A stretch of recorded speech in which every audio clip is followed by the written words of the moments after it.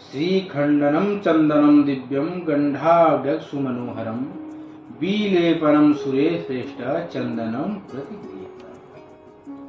हमारे हिंदू शास्त्र में चंदन जो हम सब मस्तक में लगाते हैं उसकी बड़ी अच्छी व्याख्या है।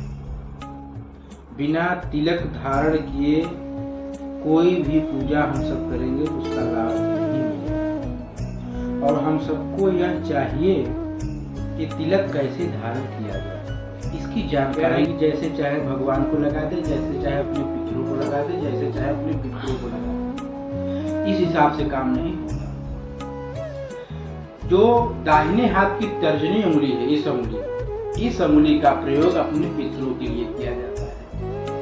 पितृकाल के लिए अपने पितरों को, जो हमारे माता पिता दादा दादी ऐसे सब हैं, उनको इस उंगली से तिलक लगानी चाहिए, या पिंडदान करे तो इसी उंगली का ही प्रयोग करना चाहिए।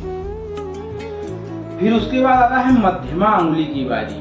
जो दाहिने हाथ की मध्यमा उंगली है वह स्वयं अपने लिए, जैसे हम लोग कभी ऐसे अंगूठे से चंदन लगाते हैं, इस उंगली से नहीं, दाहिने हाथ की मध्यमा उंगली से ही अपने आप को स्वयं चंदन लगाया जाता है।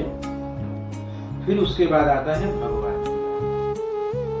भगवान हो, चाहे देवी हो, चाहे देवता हो, उनको दाहिने हाथ के तर्जनी उंगली से ही चंदन लगाना चाहिए।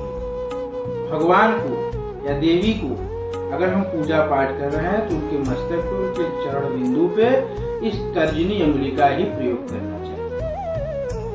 और अपने जो विप्र हैं या अपने अतिथि हैं, या हमारे घर में कोई अच्छा कार्य करके आता है तो उसको हम लोग तिलक लगाते हैं, तो किस उंगली से लगाना चाहिए? ये चारों उंगली वर्जित, वहां पे इस उंगली का प्रयोग करना चाहिए। अपने अतिथियों को या कोई शुभ कार्य करने वाले व्यक्ति को जो घर में आते हैं उनको हम लोग तिलक लगाते हैं, आरती करते हैं, तो अंगूठा का ही प्रयोग करना चाहिए। ये पितरों का हो गया, ये स्वयं अपने आप का हो गया, ये भगवान का हो गया, ये अतिथियों का हो गया। इसका हम सबको विचार होना चाहिए कि किस उंगली से किसको तिलक लगाना चाहिए, क्योंकि उसका भी परिणाम होता है, इसका लाभ होता है, इसका बहुत अच्छा लाभ होता है। भगवान को यह उंगली एकदम वर्जित है, इसलिए भगवान की पूजन में इस उंगली का प्रयोग नहीं करना चाहिए। ऐसे लगाने से इस सब चीज हम सबको सीखना चाहिए, कैसे तिलक लगाया जाता है।